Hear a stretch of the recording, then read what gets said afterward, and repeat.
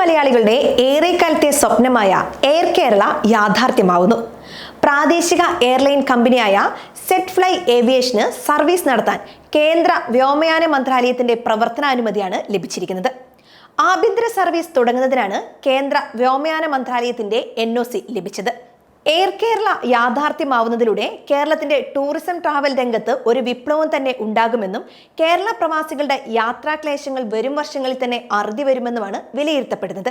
തുടക്കത്തിൽ tyre 2, tyre 3 നഗരങ്ങളെ ബന്ധിപ്പിച്ചായിരിക്കും service. ഇതിനായി 3ATR 72-600 വിമാനങ്ങളാണ് ഉപയോഗിക്കുക.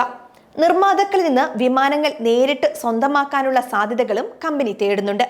സ്ഥാപനത്തിലേക്ക് കേരളത്തിൽ നിന്നുള്ള വ്യോമയാന മേഖലയിൽ വൈദഗ്ധ്യമുള്ളവരെയും പരിഗണിക്കും. അധികം വൈകാതെ വിമാനങ്ങളുടെ എണ്ണം 20 ഉയർത്തി വിദേശ രാജ്യങ്ങളിലേക്ക് സർവീസുകൾ വ്യാപിപ്പിക്കാനാണ് കമ്പനി പദ്ധതിയിടുന്നത്. ഇനി AOC എന്ന ഒരു കടമ്പ മാത്രമേ മുന്നിലുള്ളൂ.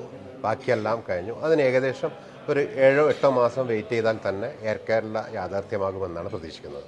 എയർ കേരള വളരെ പ്രൊഫഷണലി എന്ന് പറയുക, നമ്മൾ പറഞ്ഞാൽ അൾട്രാ ലോ കോസ്റ്റ് എന്ന കോൺസെപ്റ്റിൽ ഇന്ത്യയിൽ വരുന്ന ആദ്യത്തെ എയർലൈൻസ്, നമ്മൾ പറയുന്ന പോലെ കേരളത്തിൻ്റെ ആദ്യത്തെ എയർലൈൻസ്, പ്രവാസികൾ ആദ്യ എയർലൈൻസ് പോലെ നമ്മൾക്ക് ഇതിൻ്റെ പിന്നിൽ പ്രവർത്തിക്കുന്നത് വളരെ എക്സ്പേർട്ടായ, അതായത് പല എയർലൈൻസുകളും ഓൺ ടൈം കാര്യങ്ങളൊക്കെ ഷെഡ്യൂൾ ചെയ്തും ഇതൊക്കെ എക്സ്പീരിയൻസിലെ പല ടീമുകളാണ് നമ്മൾ പിന്നിൽ ഇതിൻ്റെ പോസ്റ്റ് ഹോൾഡേഴ്സായിട്ട് കണ്ടെത്തിയിരിക്കുന്നത്.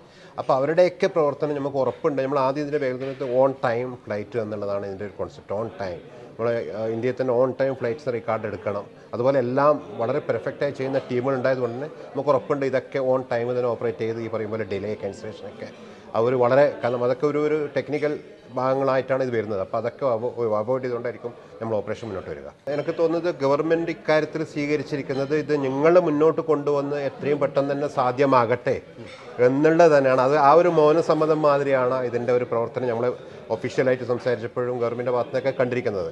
അത് വരും ഘട്ടത്തിൽ ഇത് യാഥാർത്ഥ്യമായി കഴിഞ്ഞാൽ അവരുടെ ഇൻവോൾവ്മെൻറ്റ് എങ്ങനെ ആയിരിക്കാം എന്നുള്ളത് പിന്നീട് അറിയിക്കുമെന്നാണ് പറഞ്ഞിരിക്കുന്നത്. അപ്പം ഇത് പ്രൈവറ്റ് കമ്പനി ആയിട്ട് തന്നെ പ്രവാസികളാൽ മുന്നോട്ട് പോകുന്ന ഒരു കമ്പനിയായിട്ട് തന്നെയായിരിക്കും നാളെ പിൽക്കാലത്ത് അറിയപ്പെടുക. ഇതൊക്കെ കംപ്ലീറ്റ് ആണ്. പല സ്ഥലത്തും ഇതിൻ്റെ രജിസ്ട്രേഷനൊക്കെ കംപ്ലീറ്റ് ആണ്, അതൊക്കെ കൊടുത്തിട്ടുണ്ട്. അതുപോലെ തന്നെ നമ്മൾ സെറ്റ് ഫ്ലൈ ഏവിയേഷൻ എന്നാണ് നമ്മുടെ കറന്റ് കമ്പനിയുടെ പേര്. ഇത് ബ്രാൻഡ് നെയിം മാത്രമാണ് airkerala.com എന്നുള്ളത്. അതിൻ്റെ NOC കിട്ടി. ഇനി AOC ആണ്. അതിന് ഇനിയിപ്പം AOC എന്നുള്ളത് ടെക്നിക്കൽ പാർട്ട്, അത് അത് 8 മാസം എടുക്കും. കാരണം ഫ്ലൈറ്റ്സ് വരണം, അതിൻ്റെ ചെക്കിങ്, പോസ്റ്റ് ഹോൾഡർ ചെക്കിങ്, അതിൻ്റെ അവരുടെ ക്രെഡിബിലിറ്റി അതൊക്കെ ചെക്ക് ചെയ്തതിന് ശേഷമാണ് അത് AOC തരിക. അത് വെരി സൂൺ നമ്മൾ അതിനെല്ലാ കാര്യങ്ങളും നീക്കുന്നുണ്ട്. അത് ഇൻഷാല്ലാ വെരി സൂൺ അത് വേണം.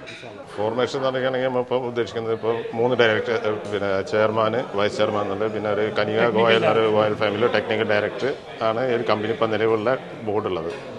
ഇനി ഉദ്ദേശിക്കുന്നത് നമ്മൾ പിന്നെ ഇതിലേക്ക് ഇൻട്രസ്റ്റ് ഉള്ള ആൾക്കാരെ ഇതിൽ കൂട്ടിയിട്ട് ഈ കമ്പനിയെ ഒന്ന് വിപുലീകരിച്ചിട്ട് ഇപ്പം കഴിയുന്നത് ഇപ്പം നമ്മൾ ഉദ്ദേശിക്കുന്നത് ഡൊമസ്റ്റിക്കാണ്.